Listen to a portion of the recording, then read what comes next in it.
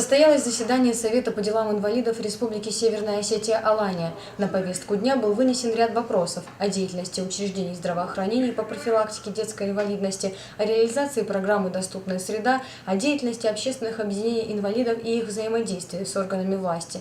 В докладе министра Владимира Селиванова прозвучали данные о том, что на сегодняшний день в республике 3135 инвалидов. По его словам, эта цифра гораздо ниже, чем в других регионах страны.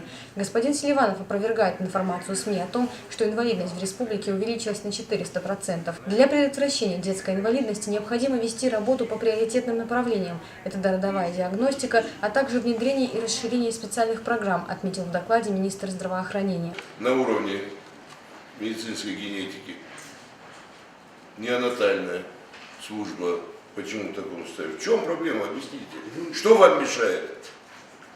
Нам мешает немножко отсутствие денег. Где вы поставили вопрос и кто вам на эти не выделил средства? Перед кем вы ставили этот вопрос? Генетикой у нас занимается служба, которая у нас есть специальный центр медицинской генетики, он на территории детской больницы находится. Мы получили, Сергей Геннадьевич, там аппаратуру и получили достаточно много аппаратуры по этому направлению. Но вот мы когда-то писали в прошлом году, там сумма нам еще нужна необходима около 20 миллионов рублей на то, чтобы, так сказать, закрыть полностью этот вопрос. Но внутри нашей росписи бюджета у нас не нашлось, к сожалению, денег.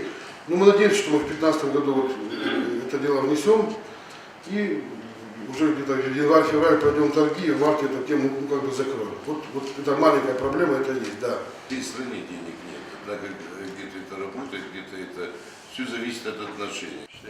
Председатель правительства Сергей Такоев призвал собравшихся к вере и совести при решении проблем особой категории детей. Было принято решение о создании генетической службы с целью профилактики рождения детей с врожденными пороками развития. Она должна заработать к марту 2015 года. К этому же времени будут обучены специалисты в области медицинской генетики и неонатальной хирургии. Не обошли стороной вопрос о профессиональном образовании инвалидов. В образовательных организациях подведомственных Министерств образования и науки Республики Северная Осетия-Алания для глухонемых, слабовидящих, слабослышащих инвалидов детства возможна профподготовка по специальности парикмахер, автомеханик, бухгалтер, мастер строительных работ. 146 детей с ограниченными возможностями обучаются в высших учебных заведениях республики. Однако главным остается вопрос по созданию условий для доступа инвалидов в учебные корпуса. Это пандусы и лифты. Все это позволит детям-инвалидам реализовать свои гражданские права и стать полноценной частью общества и государства. Залина Губурова, Борис Сопоев, Осетия ТВ.